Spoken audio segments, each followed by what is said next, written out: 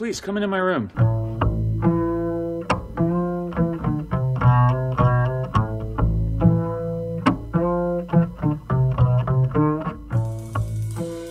Welcome back to the MUstaSH Room. I'm your host, David Ben. This is probably my favorite podcast episode to date. We have a conversation with Amanda. She's a certified psychedelic counselor, integrationist, and recovery coach. She's a war veteran and has basically dedicated her life to traveling around the world and using plant-based medicine to help others find relief and improve their overall being. A fascinating woman, fascinating conversation. We also get a visit from Wifey Gill, who educates us on the most poisonous mushroom, deadliest mushroom known to man, the death cap mushroom. And we debut the newest song about our questionably behaved cat, Puffy Tail Mook. Just a reminder that we are sponsored by MUstaSH Brands. That's spelled M-U-S-T-A-S-H, MUstaSHbrands.com, at MUstaSH Brands. Great company. Check them out online and check us out online at MUstaSH Room, also MUstaSHroom.com. Enjoy this episode. Thank you so much for being here. Amanda, again, thank you so much for being a guest on the MUstaSH Room. I really appreciate it. You're welcome. Thank you for having me. Of course. So I was looking at some of the projects that you're working on, and I'm super impressed by the work that you do. First, you talked about Chris Young and the Church of Mother Earth in Orlando, and that was my first experience with ayahuasca, my only experience with ayahuasca, and it was super amazing and transformative. How did you link up with Chris? Like, how are you familiar with his work? I really loved the legal side of what he set up. So because I've been trying to do that in the States and want to set up a shop like that, a little bit higher end and more for like Dieta, so people can come and experience what a Dieta is, and then also have ceremonies, twice a week. Now, Dieta, that's a term I'm not familiar with. Dieta is the next step after Aya. When you start to really practice, you go into the jungle. I've done one in Peru with my shaman, and you go into a hut, normally that doesn't have walls or just very thin walls, and you drink a medicine that's specific to your ailment. So if it's depression or sometimes women problems, cancer, there's something for everything. And some are psychotropic and some are not. Okay. So the one that I did is ucho sinangag. It's a very strong one. So you do drink it. You drink it in the morning. You have no contact with anybody, not even the shaman, for 2 weeks up to a month. And you bathe in the river, and then there will be ceremonies throughout as well. So you will go down to the Maloca and then have a ceremony and go back, but you are by yourself. And so this is for your body to cleanse. Mentally, it's incredible. It's one of the scariest things I've ever done. Wow. But for some people, you need this push. And especially if like addiction is reoccurring all the time, or like they can't get out of a rut with depression, major depression. So maestros that are really shamans, they do these for years. So that's what you're looking for when you really want to have a good shaman. You have Iowa Skaros like Chris Young that can do that. And then the ones he brings in. But really the shamans that I work with go into the jungle for their whole life. So they might live a life not going into the jungle deep, but then they'll decide, they'll be like, nope, I need to go. And they'll drink a plant and go in, and they go into just the tent in the middle of the jungle. Wow. And we've actually had a shaman a couple months ago. We planned a retreat, and with COVID, it's very difficult. Yeah. And we said, okay, your plane ticket is this. You have to be very direct with them. And he wrote us back and he's like, no, tell the people to wait. I need to go on a Dieta. We're like, no, you can't do that. We finally have enough people that can make it. You are not allowed to go. We have a schedule. Yeah, because schedule to them. He's like, no, just push it back. I'll get back when I get back. So it's wild. But it was one of the most scariest moments of my life. And I've been to war. This for me was just insane. So I want to do that on a little softer scale in Florida.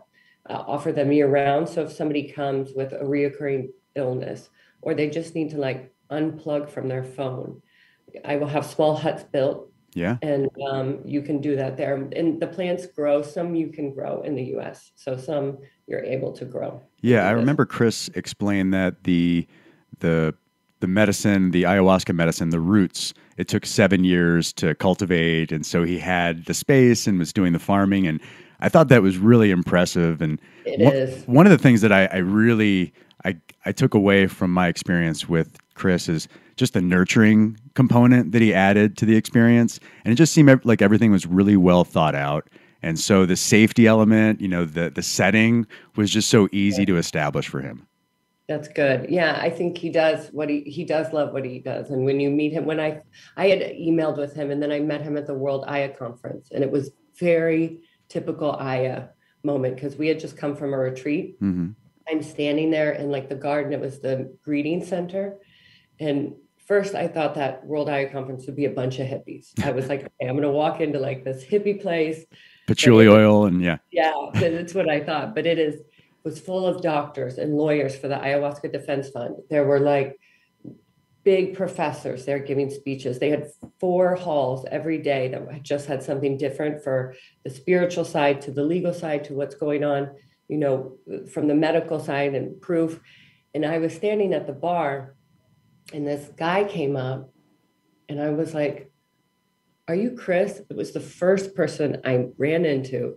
And he and one other guy I wanted to meet. And he's like, "Yeah." I said, "You're the only person I came here for, honestly." I was like, "I just want to sit down and talk with you to see how you do things." And the next day he pulled me aside and we had like a really in-depth chat about how he got started, his belief system. And he shared some really good tips for me to start a retreat. He didn't feel like I was coming in because he knows that I'm majority work in Spain, Portugal, and Mexico. Okay. So we have legal entities set up there. But we shared a lot of the things with like trust in the medicine and someone you're doing it with, because you can have like very worried episodes when you're in a ceremony and be like, who am I with? Who Sure. are these weird people? Respecting the medicine and where it came from, because we want to give back and also just be thankful for this, Mm-hmm. and then surrendering to the process. So once you decide to work in this field or walk within Aya, you really have to just surrender to it. You cannot try to steer it along. It will push back twice as hard. So this is something, it's only after you drink. Sometimes when I say that to people, I'm like, the minute I decided that this was the work, this was it for me. Like with veterans and going into the mental side, it flowed and it continuously flowed, even with COVID, where we haven't been able to have as many retreats.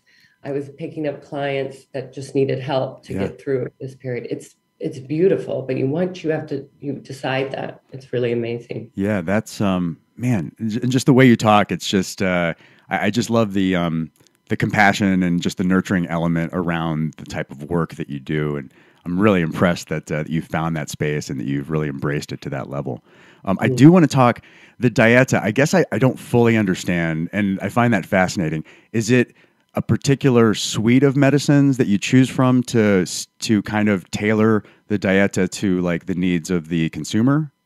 You study them, but mostly the shaman will pick it. They dream it. So you'll have a ceremony with your shaman. You'll tell him what your issues are.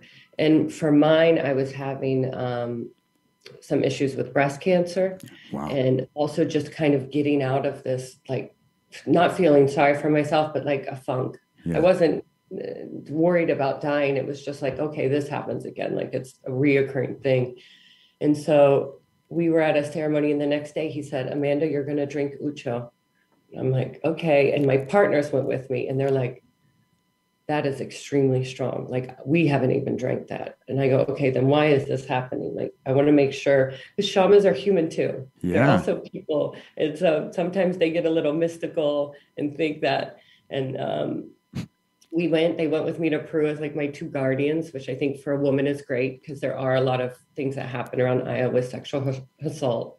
And Sure. you have to be careful. This is vulnerable. a part of surrendering and trusting. And if you don't trust where you are, then you're not going to have a great experience. So we all went and did a different dieta. And so there are plants that you have no psychotropic effect. You will just feel warm and cuddly. And that part of the journey is like you focusing because you have no cell phone. You can write. You can't really read anything, like any altering books. There are some spiritual books they allow you to read. You have to stay out of the sunlight. Okay. You only go to bathe in the river and go to the bathroom down there. And when the shaman comes in, you get 1 meal a day. It's a special fish that comes from the Amazon. And it probably contains, I'm not lying, 2,000 bones. So you have to eat around that, trying to get this. And sometimes you think, you're like, I'm on like some quest to be like a ninja, because you're like sitting there with your hands, you get one plantain. By the end, you're not even hungry. So I'm pretty much like just more labor than anything else. Yeah, exactly. But it's all like mental work. So you sit there, and then he checks on you every day. But if you have a dream that you need to talk about, because that comes up, and you start daydreaming, which can be really scary if you've never done this, like vivid daydreams. Wow. There's a documentary called The Last Shaman that did an excellent job on a Dieta. Okay. And he was a young kid, and you actually can see some really famous shamans in there.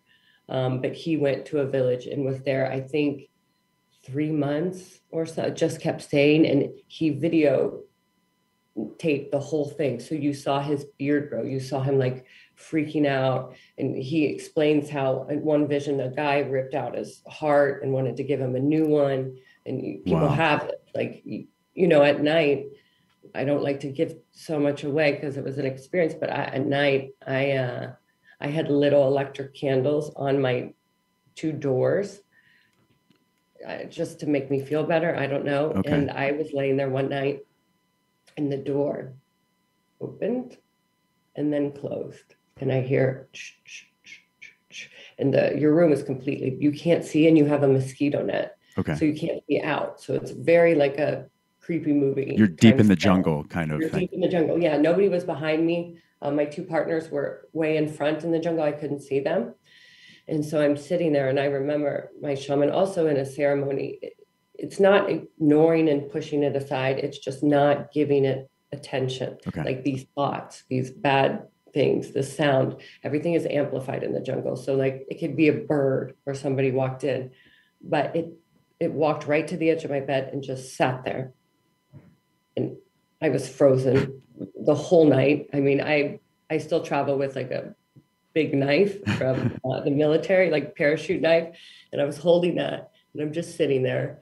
And the next morning when I told the shaman, he's like, he came to play with you. You have to think they're like children. Wow. They want to be like, what are you doing here? What is she serious about this diet? Because some of the spirits are like grandfather types, very strict grandfather, and you can know by the name of the plant. And some are like Mother Ayahuasca, and some are children that are mischievous. So they kind of want to poke and play at you. They're not going to injure you, but yeah, it's still there. So yeah, at Dieta, we tell people, and we will offer once a year to go with them to kind of manage it, but they can go anytime because we always have one shaman in Peru. Okay. But it is an excellent thing to reconnect with yourself, to find like a new purpose.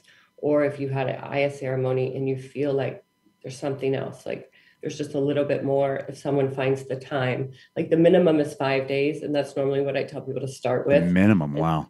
Yeah. And then you go for 2 or 3 weeks, but 5 days is enough to get this whole experience and to understand. That's a commitment for sure. Yeah. Yeah. It's a big, and you're flying to Peru. It's exotic, but not the exotic that you think it is. Like there's still crocodiles and dolphins and snakes, and you're living in a hut. Wow. You're living in like a hut, but I love that. And then with microdosing, I think it's really good where you don't microdose with the DMT element, just the bee coffee vine. So that's something that I do regularly. Wow. It's really excellent. I wanted to, so first of all, establishing a comfortable, safe setting when there's crocodiles and other Amazonian creatures. I mean, that's got to be a challenge in itself. It's funny because when you address that with the shaman, and the things are built on stilts, but we still jumped in the river where there were crocodiles, and pretty bold. The shaman would jump in before us, and he'd be like, "It's fine, it's fine," and I would take a breath. I'd be like, okay, I came this far. I guess if something happens, like it's a great story for me. Right. Somebody else can tell about you. Yeah. But they say to you, and it comes into your mind, they'll be like, the medicine protects you. Mm. And if we believe in this medicine and we really believe in all of that, that's kind of true. Like, it's protecting you within its space. This is where the medicine has come from. This is where all of that is. So if you're doing it with this trust, respect, and surrender, and I don't know anybody personally that has been injured from anything. I do know that there are very strict diet requirements. Like not interacting and not eating different food. And I know of somebody that like left his Dieta and went into the town and was eating like fried chicken and did all this stuff. And he altered his brain permanently. He now thinks that people are following him. He sees shadows. And so that's why I tell people how important it is with this Dieta and really making sure you're checking in with your brain. But he has complete paranoia. He thought that the jungle was listening to him with birds and that it was going back to the consulate. And, wow. So it's not like that. Not like normal entheogens. I mean, it actually resonated. Wow. Yeah. That's and when you're out there for a month and you're doing that, and then you start to get, you know, a little paranoid or schizophrenic, because it can break that down. You can get to such a deep place, but trusting it and drinking this and eating the right thing, it pulls you back out. It's like rock bottom. You're hitting rock bottom.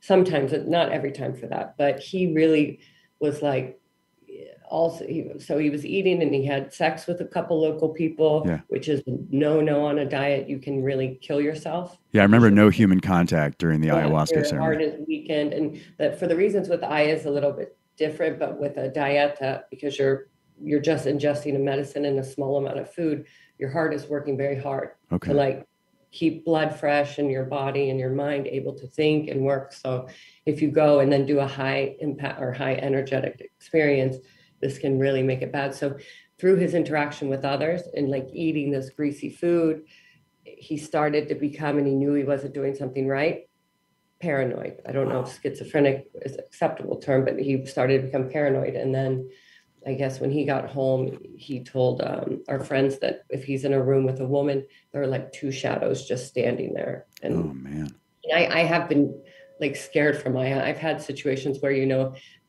I might be scared to go in a room for some reason. And I just listen to that and I go away. But yeah, it's a very serious thing. So when somebody is going on a diet with us, we talk with them and prepare them, because it's not like, and there's no way to get out of it. There's no wiggle room. There's no like Hilton that's right down, because you gotta go. You know, buckle you're up. flying to this island, and then you're on a 4.5-hour boat ride inland to the Amazon.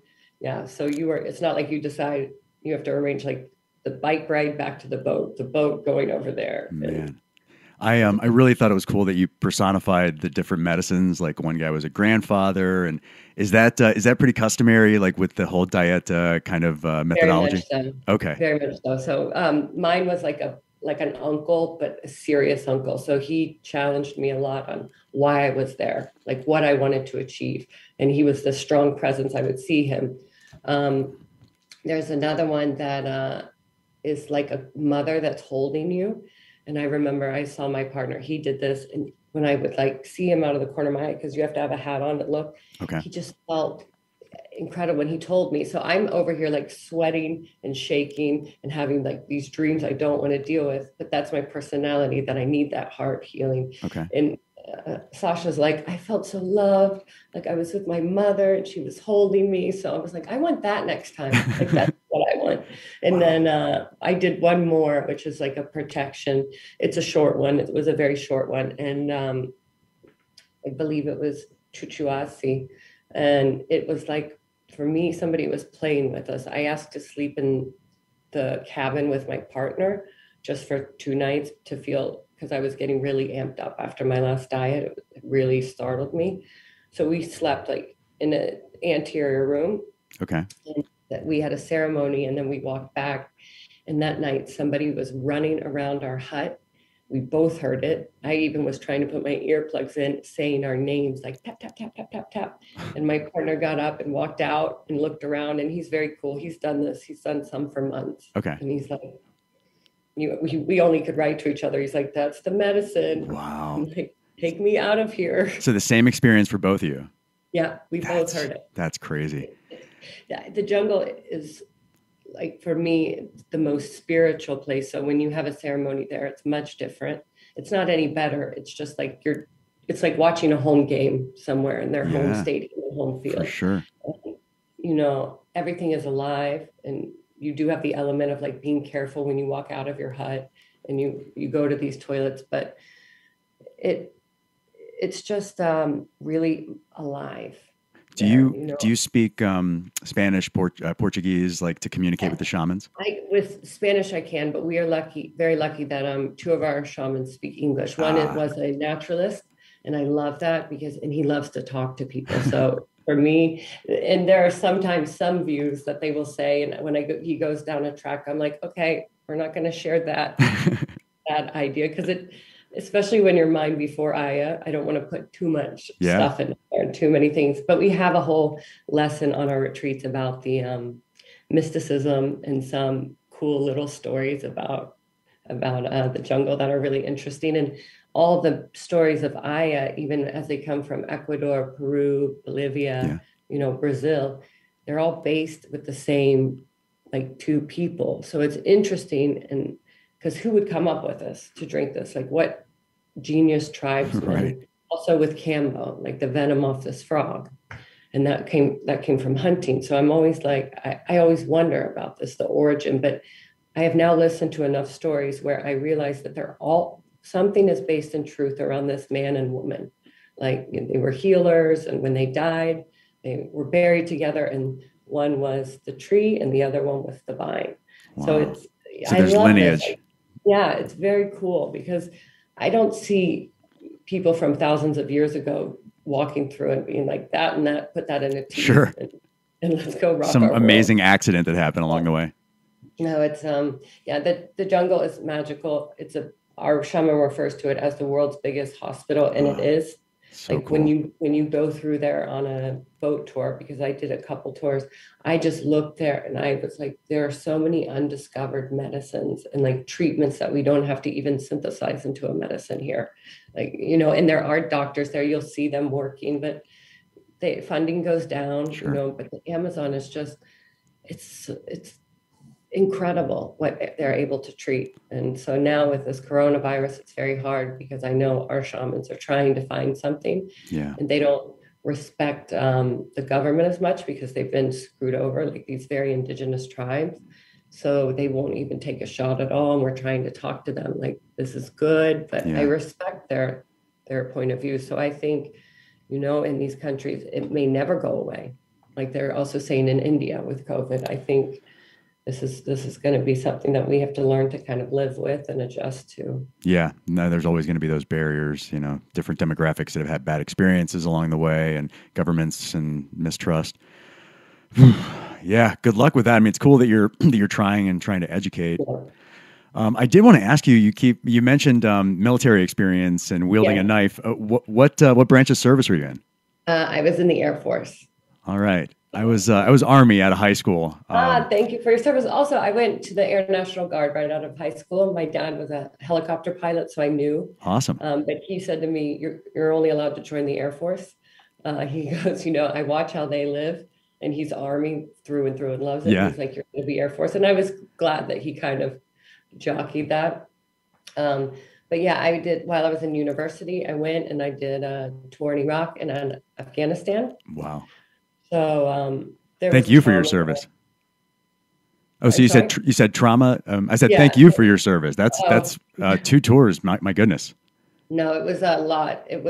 There were definitely some things that I didn't even deal with, because I was, in that position, like you're just like, that doesn't matter. Like, we're here for a purpose. Yeah. And I really believed in the purpose at that time. So I was just going.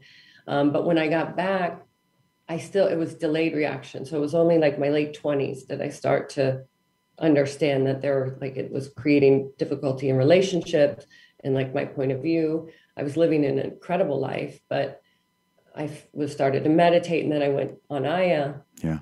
And then it just blew the top open, and I didn't research it at all. So I'm one of these opposite people that I was like, oh, somebody talked about this spiritual tea. They said, oh, it's not for everybody. I had never tried any narcotic at that time, because after I made it through the military, I was like, why am I going to start that now? Like, I drink wine. But so I went into the retreat and I'm asking people, oh, like, what have you done? And everybody's like LSD and acid and MDMA. And I'm thinking, like, I am not prepared for this. Like, I don't know what I did. Super intimidating. And after the first night, I looked at this guy and I was like, Heath, what is it compared to? And he's like, never try anything again. He's like, don't try anything. This is it for you. He's like, there's no reason to do it. Wow. But it was beautiful for me. And then I dealt with things that I didn't even know, as you understand, like things come up that we have suppressed or that we thought we were okay with, or something in our subconscious that just needed to be addressed. So your purge was probably pretty significant, right? If you hadn't really done anything up to that point. Here's the crazy thing about my purging, and it's like a joke among everybody we work with. I have never purged. Wow, congrats. I have tried, and it's not great when I'm telling people about purging and they're looking at me, but I've had shamans sing special purge songs, purge tea. You got to be kidding me. There's a purge song?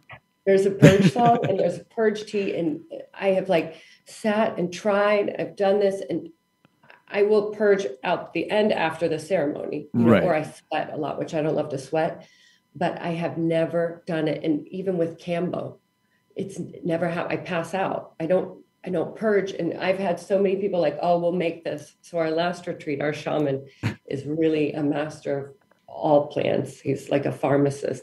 So we do a special thing with, after a ceremony, we go have them drink this tea. You drink 5 bowls of it. Wow. And it's a purging tea.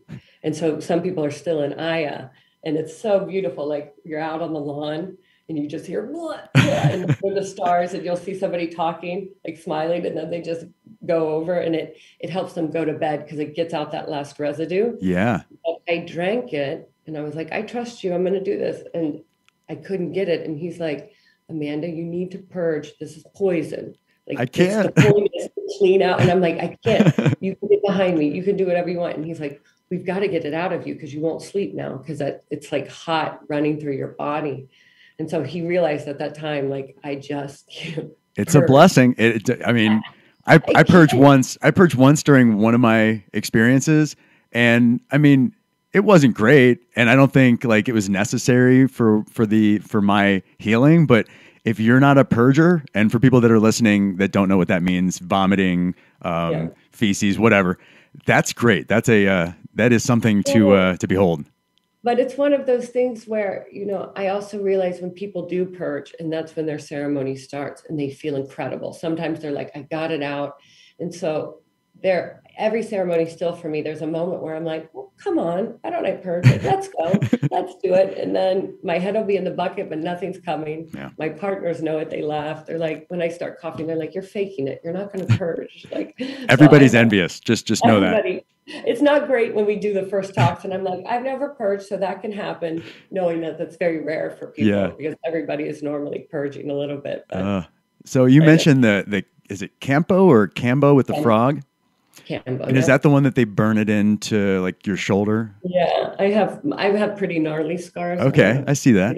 Other people's scar much better, so I don't show people my scars, but mine were done by like jungle. Yeah. So they burn. So in some traditions, they'll do like 5 or 6 very small micro dots based on the medicine, or they'll do 1, 2 big ones. Okay. And you can do them on your shoulder, on the back of your neck, or your ankle. So the shoulder is good. It's pretty quick to the heart. Okay. At the back of your neck. If we have somebody that has any kind of conditions, or they might be a little bit older, we do it on the ankle. So the feeling radiates slowly. Cambo is actually practiced legally here in New York. They have weekend Cambos every weekend because of for your immune system. Like right now during COVID, it's great, but it's also for people with HIV or immune depressed, because it honestly boosts your immune system. It has so many different peptides. Interesting. And I can speak personally. Before I had my surgery for my breasts, I was on a retreat and I told the guys I wanted to do Cambo twice. So I had all of my paper, how my blood cell, white and red blood cell was. We did Cambo. I flew back to the US and I went and had another test. And the doctor was like, what did you do while you were away? And I said, Cambo, like I'm very open. I said, my retreat. And he goes, what is this Cambo? And I explained it. And he goes, because your levels are up, like good. You were ready for surgery, because they were worried with me flying back and forth to Europe could be a problem, but they were absolutely amazed. So now these 2 doctors in Miami are like, emailing me about it, and like they might recommend it to people. So it's pretty exciting. Yeah. And there's a lot of places, if you put like Cambo retreat, and most people, it'll just be like in a room, they'll do the 2 dots and then you purge and then you can leave. Now, one thing I'm curious about, I heard that at the Church of Mother Earth in Orlando, they had an experience with somebody with some Cambo, and I think they died. Yeah. Yeah. And I trust that place, and I trust their practices and their intent wholeheartedly. But is that something that's a known issue with that medicine? Like it has those side effects? Very scary. So that's why we make people do really a full checkup and understand what they're taking for their heart and their blood pressure, and with medicinal use like cocaine or something that weakens their heart, or MDMA. So the way that it happened, that's kind of why I reached out to Chris, because it was handled so well with the authorities and he was able to operate. Nobody even came to investigate. Like he showed that he was dehydrated and he may have taken another substance, and this happened. So for me, it's very scary. We're always very nervous before Cambo. With Aya, we have it down, but we had somebody who passed out or was out for about 3 or 4 seconds, and I had to do a chest compression on his heart, and he came to, and we decided that we were going to tell him, of course, so he knows. And he went and checked his heart and found out that he had an irregularity. So in that way, it was good, because now he knows that, he needs to watch. And he was 25 years old. Wow. It wasn't anybody older. Oh, so at that point, we started to get like really apprehensive if we wanted to do this, if we wanted to offer it to people, because the benefits are there. You feel incredible and like going into ceremony. But as a facilitator, we take this very serious. So we have learned to talk to people about it, why they would want to do it, what they know about it, what they know about their heart history.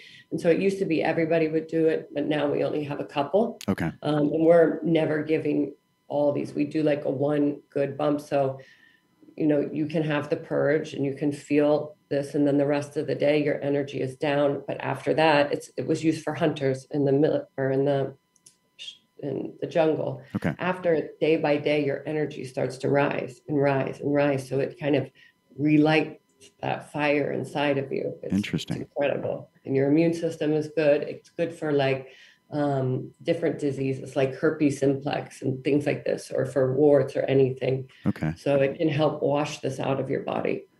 Man. Yeah, that was an option when I did my experience in Orlando, and I opted out because it was super intimidating. Yeah. So yeah, it's interesting to hear like that is definitely one that you have to tread lightly with. Yeah. Do you ever come and visit us in Florida? We'll give it to you. Heck yeah. Do you ever do or require full physicals or anything from a doctor? For some people, yeah. Okay.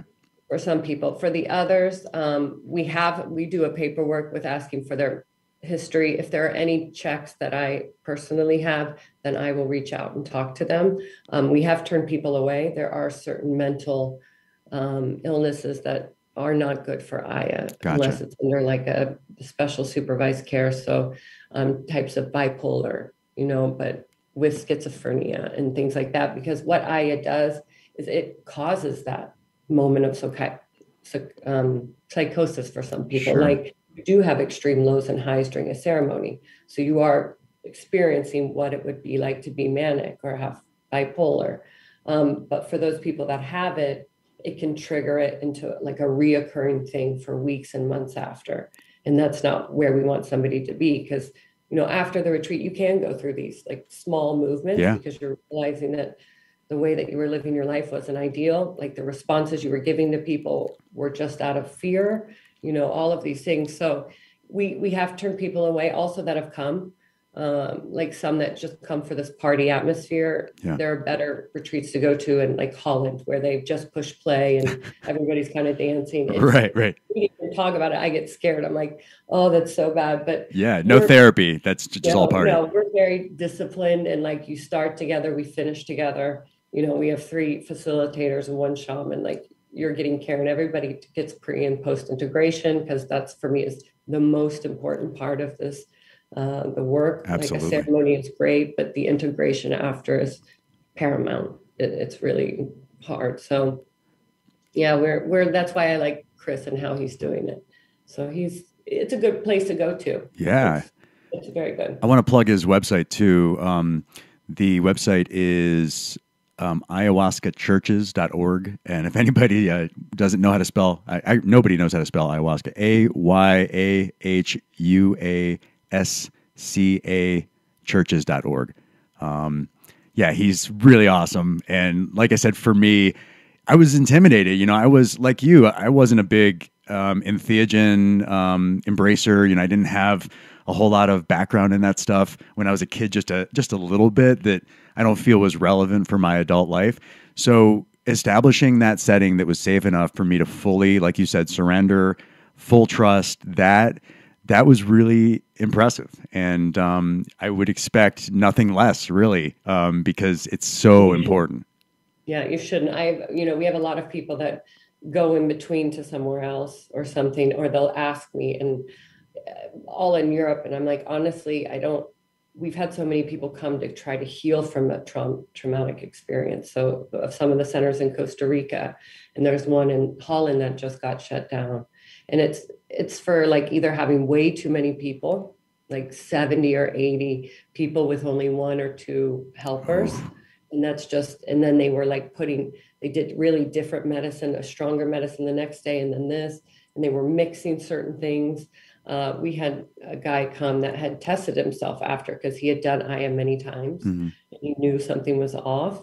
And he called us and he's like, I tested with opioids and cocaine in my body. Oh, no. So they were mixing it. And the Aya, which for me, it's like that medicine is strong enough.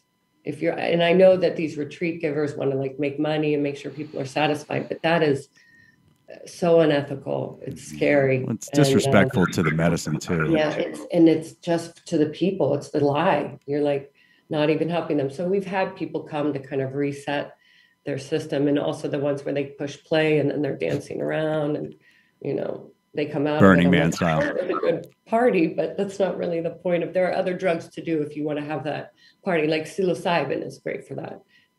San Pedro is another medicine that I love. I work very well with San Pedro. So, there are that, it's not all work, but with Aya, you need to like sit down, be like a student, and go in and hear what she has to say, because that she's going to show you what you need to see, but you need to be ready for it, because in every interaction with her, there's always going to be something you have to give up. And I'm like, yes, you want this life, but there's going to be something either that you live by or how you like that leads your life that you're going to have to give up. Because if you want to be like a happier, brighter person, you might have to give up, let's say, even drinking, if it's not even alcoholism. Like you might just have to give that up because that depressant works stronger on you than somebody else. Or You're going to have to give up being the tough guy all the time and like be a little bit more empathetic. And people don't like, I can see their face, but I'm like, in my experience with any type of like emotional healing or trying to revamp your life is you will have to give up something. And we know that when we were a child, we know that like, this is it. You got to share and you got to give up something at some point if you want to gain anything. Sure. I did DMT recently, and I know DMT is kind of the core component in ayahuasca, but I did it separately. And I have to say, there wasn't any therapeutic element to it. Like I got a lot of therapy. Yeah. Smoked it from just a glass pipe. Like a 15 or 20 minute thing, or how long was it for you? It was about 15 minutes. And there was similarities in terms of visuals and some of the sensations from my ayahuasca experience, but it didn't take me into any therapeutic realm. I felt nurtured, I felt that same kind of feeling, but I don't see like that is something that can provide me the same level of healing or even fractions of that level of healing. Yeah, I agree with you. I know a lot of people that have done it. And the way that they explain it is it's like so quick in by the time that you're in it and you want to navigate a little bit, you're already being pulled back. Yeah. So I think for people that might be scared of trying ayahuasca, it could be interesting, but I even honestly tell my clients to try just B-Copy vine, like this microdosing before you try. If you're worried about Aya, like you can slowly introduce the vine into your system at night. You will dream, you will start to feel this connection to Aya, and then that'll take away a little bit of this fear. You know, you still want to have respect, but yeah, I think for people that do DMT before they do Aya, they're not fully like prepared. If they think that's what it's going to be, it'll be Gotcha. very different. Okay. So I'm a big believer in the microdosing. I think for people that after they do Aya, you know, it's not always possible to go to a retreat, you know, once a year or even have an experience. We would love it, you know, because I look at it as like you leave the retreat with a full tank of gas, everything is there. And then it starts to deplete as like different things start happening in your life and, you know, real life happens. So the idea is to use microdosing. So you do a course of 5 days. You diet the same. Sure. And that kind of refills your tank and gets you set. It's like, you know, going back through this, you know, like regimen. And then you can go through, and then maybe you'll be able to do one retreat just to top it up. But this is kind of the best way that it goes. And people also do this with psilocybin. But for me, in my experience over years, it's been absolutely amazing, because if once you drink Aya more, you can connect so quickly. And so even when you drink the Be Happy, you are able to just like ride that wave. You'll find it, and then you'll just be able to dream. You can go and sit and meditate and have this conversation with Aya. You know, sometimes you're lucky enough to be able to like ask a question to her and she'll respond. And you know, those are really beautiful moments. Wait, so you mentioned Be Copy, and I did look at the Andy Experience, the shop that you have online. Be Copy is just the product name for the ayahuasca microdose? Yeah, that Be Copy is what it's called, like the medicinal name for that. So I won't try to butcher the word online, but it's that we just shortened it. So Be Copy Vine. Be Copy Vine. And the website is Andea Experience, ANDEA experience.com. I was looking around on there, really cool stuff. Is this, are you only allowed to purchase this in certain states, or like, are there certain restrictions? Nope. As of right now, no, you can, we ship it out everywhere, all over the world. Fantastic. Some countries have hold it or will hold it, but no, we've had no problem because that is legal. Okay. It's just if we tried to put in like the leaves, the chacruna leaves or whatever else they're using for that. So that I'm offering. I also will offer kratom soon because I love it. I know there's a lot of different things to say about it, but it has honestly saved me from ever having to take pain medicine. I'm not familiar with it. You said kratom? Kratom. It comes from Bali. I was in Bali last year, in Indonesia and Borneo, in this area. And it's a powdered substance.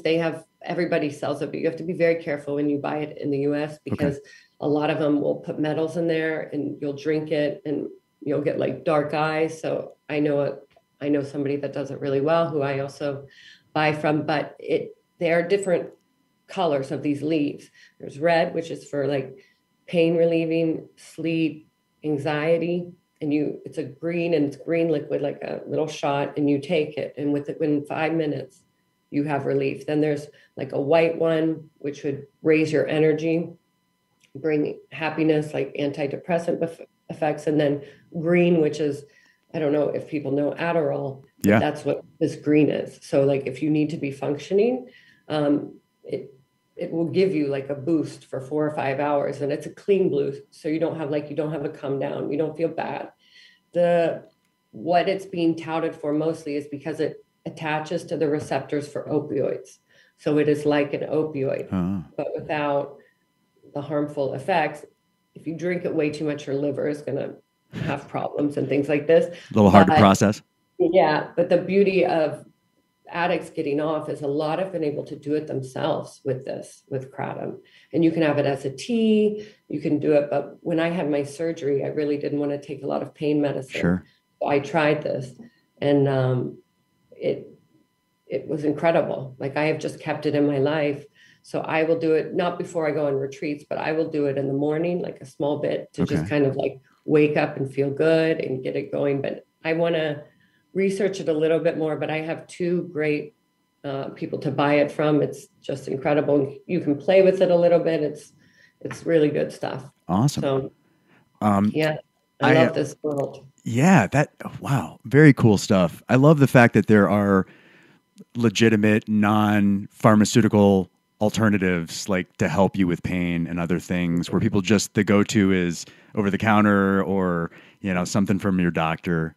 No, So cool. it's really amazing. And now I love that it's actually being like people are speaking about it now. And I have been lucky enough to travel the world quite a bit. So when I was doing that, I went around the world without a plane. So like really by car Yeah. and boat and all of this.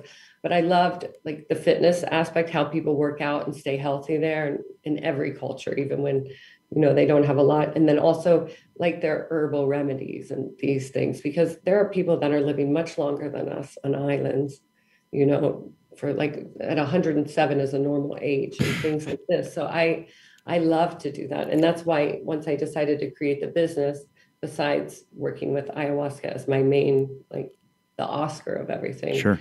I wanted to have a platform where I could introduce people to other things. It's give or take. They are things that I believe in. I don't put up anything that I don't.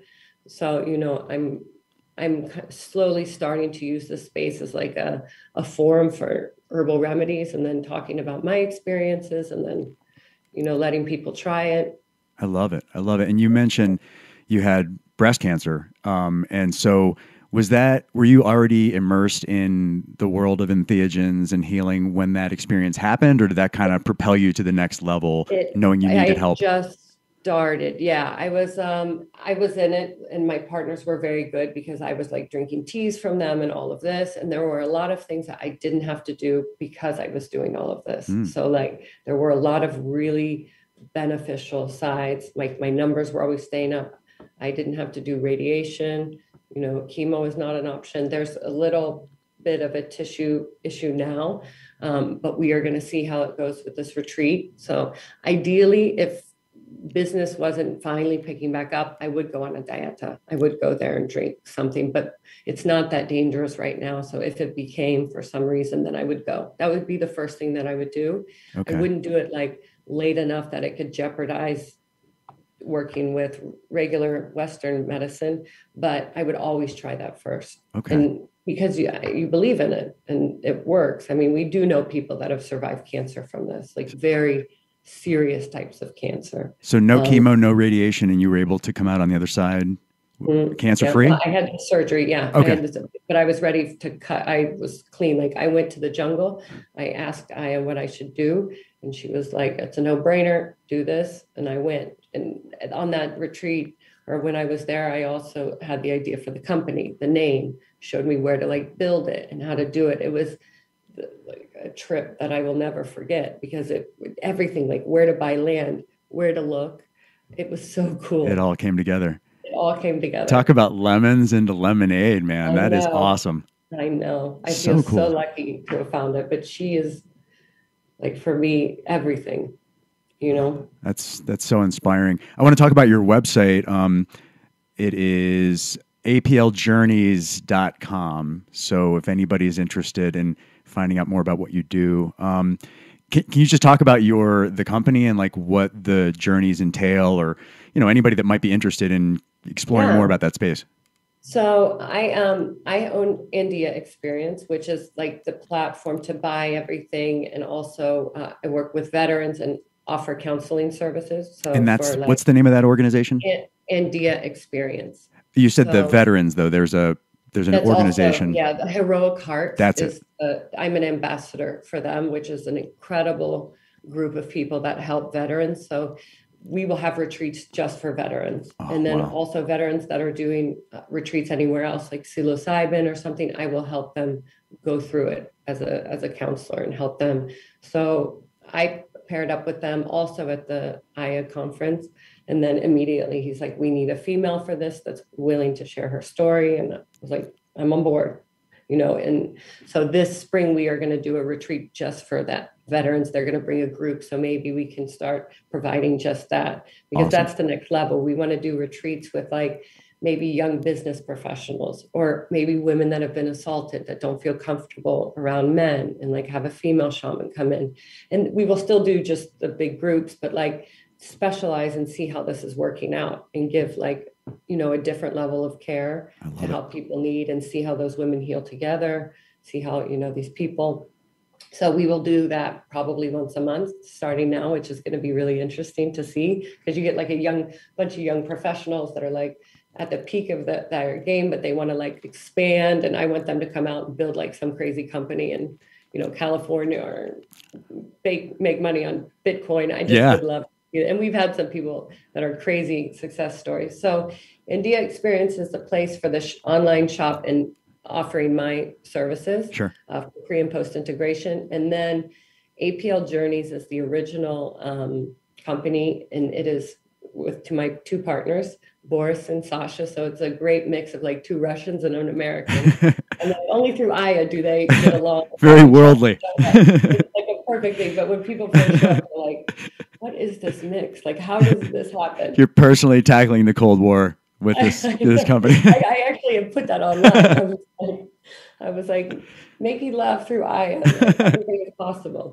And they are my brothers. They're incredibly knowledgeable, and they believe in this. I mean, they went at 18. There was nothing really on Aya then except for a movie called Butterfly or Blue. I will think of it. So there was only one movie out that like vaguely referenced Aya. And they were both kind of like in their party scene, but they saved up money. One of them had to ask for money, and they just knew that they were flying to Peru. They didn't speak any Spanish. So they went to Peru. They went to the small village where it's like by boat, because they had a letter from a guy that said, find this man. Wow. And so they found who is our first shaman now. And he's like, yeah, you guys could do it. So they're just like sitting there in the jungle, and he makes them prepare it all, like hack it down. It's a couple-day ceremony. And then Boris, they both go in and they have no experience, which can happen, like nothing. But they weren't really dieting. They didn't know what that was. So that can do something. And I'm like, you guys just went there to do that? That's horrifying. And they're like, oh, this was our plan. And so then the third night, he was like, this is it. We're just going to drink tonight, and then we're leaving, because they didn't have enough money. They had run out of money to get the bus back to go home. And they both had a ceremony that blew their mind. I mean, they didn't have a ceiling at that time in the ceremony room. And they were like, they just remember like laying back and just looking up and thinking like, oh my gosh, so they were unprepared for anything. Yeah. They just let it. And at that moment when they went back to Russia, they weren't really sure what they had just seen, and they didn't really know anything. And I believe it was like a year later, they wanted to go back.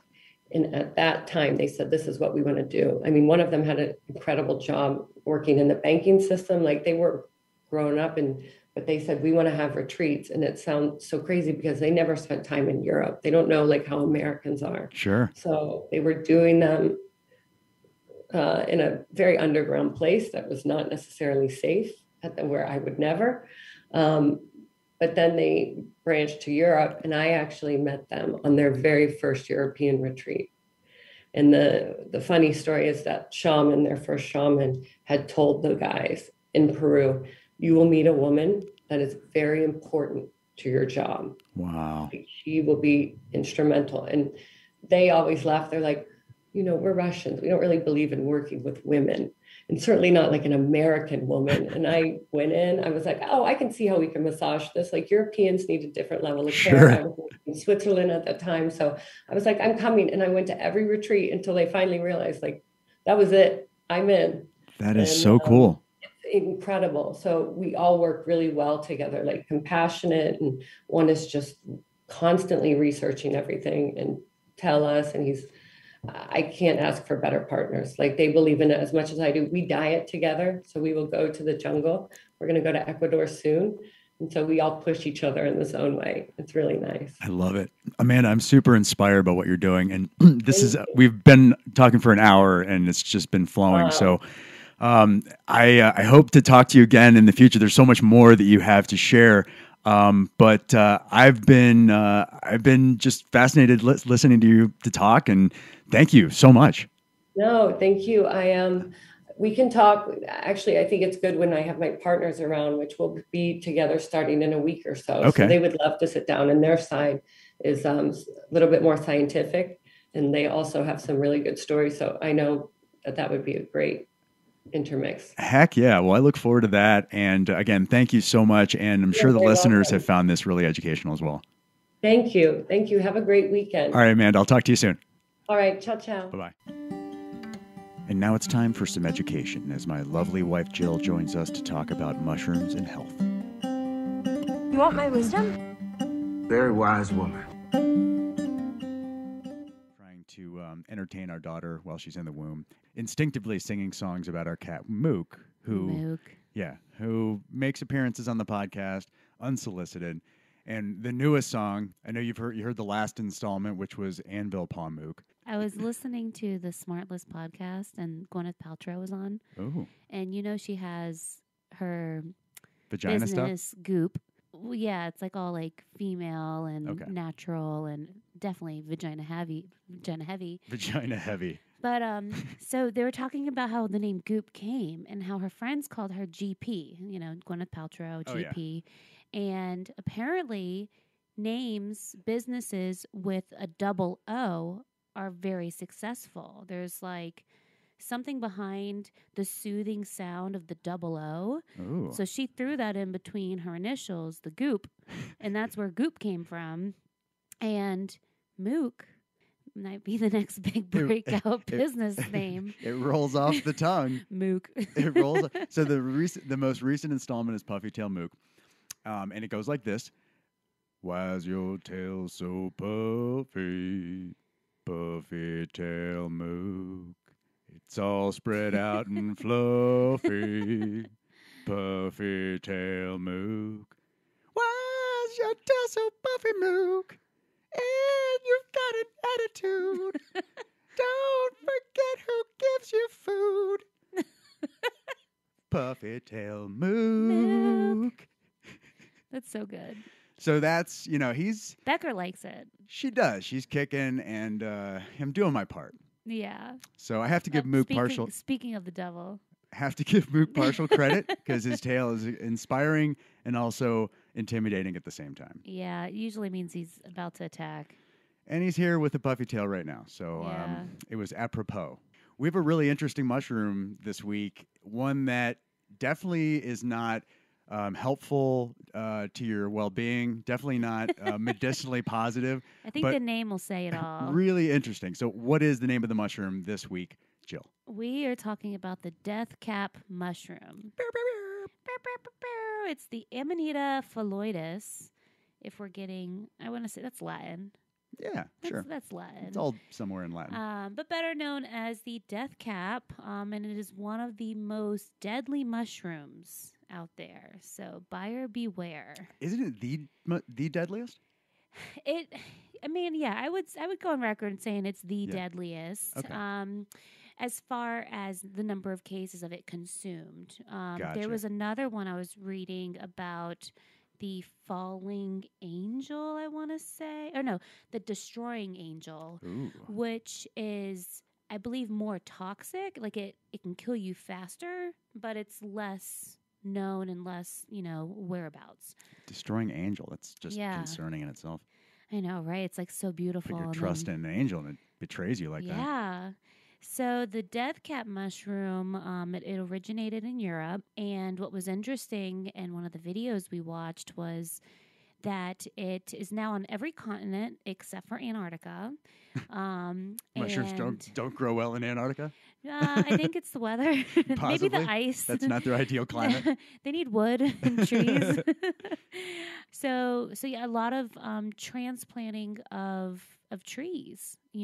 People want to pay for fancy trees and have them planted in their backyard and spend all the money. Birchwood, right? Well, they grow off. I've read that they've evolved to even like pine trees. Oh. They grow very well on the East Coast where there's a lot more humidity and in the Pacific Northwest. Okay. In specific, like Seattle, the Seattle area, I believe one of the colleges out there, I think it's the University of Washington, they actually have the death cap growing on their campus. Wow. So something to be cautious of. And there's no like discerning features where it's like, oh, it's got red spots or, oh, it's got, a black X's for eyes. It's a white mushroom with it's like a yellowish tint. It's got the gills underneath. Something that you can kind of tell it apart is it's like a cup, like where the stem hits the ground. It almost looks like it's sitting in like a little eggshell. Okay. And they call it a cup-like vulva. A vulva. A vulva. Yeah. It contains amotoxins, which are specific to what is the genus mushroom? Oh, the Amanita. Amotoxins are specific to that genus of fungi. Okay. So like Amanita muscaria that we talked about previously. Correct. So you'll find those amotoxins throughout kind of that species from, mild to more severe. So when you do eat these mushrooms, the death cap, at first it tastes great. I mean, it's like got this nutty flavor. It's yummy.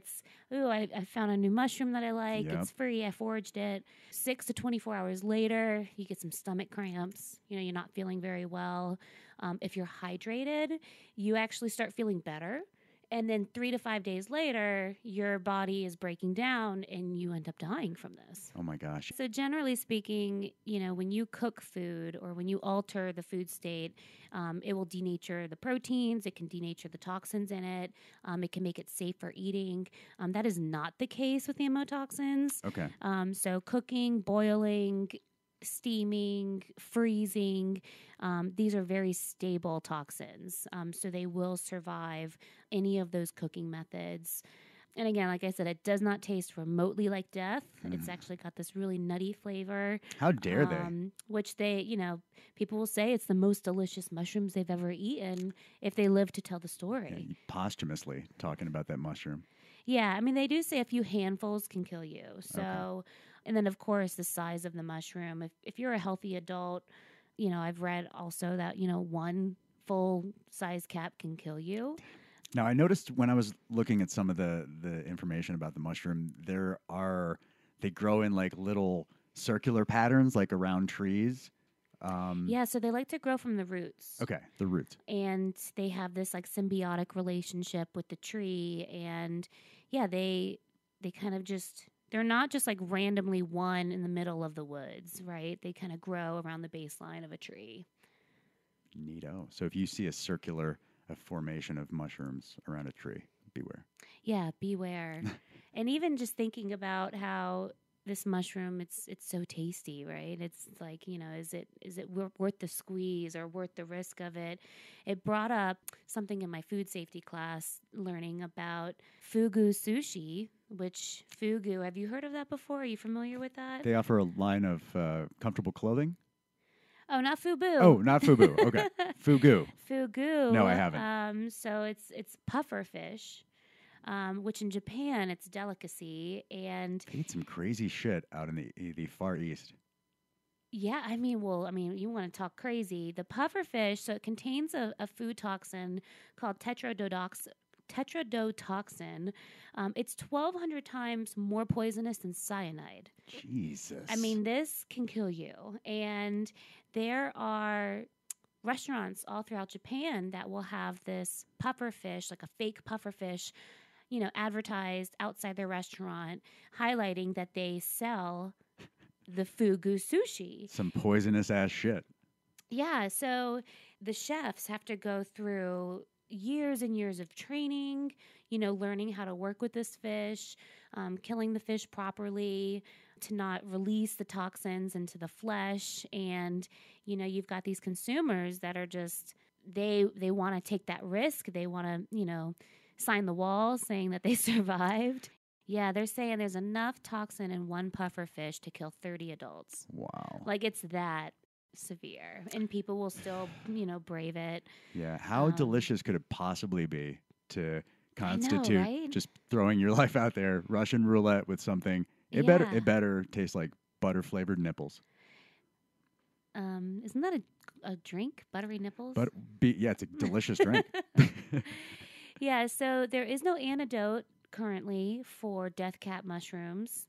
So that is something that they're working on because it does destroy cell replication. So your cells will eventually die. And then it also attacks your liver and your kidneys. So just some tips on foraging out there. You can always reach out to mushroom experts online. You can take a picture. You can ask questions. If you're uncertain, you need to be 100% certain before you eat any sort of mushrooms. Yeah, foraging is not to be taken lightly. Go out with some nerds, some mycology nerds. I like that. You like that? Eat a small amount of when you're trying a new mushroom, and then keep a sample of that. So let's say you eat a mushroom, keep that. So if you have to go to the hospital, you can be like, this is what I ate. And then they can kind of reverse engineer it. Or if it's the wrong mushroom for forensics.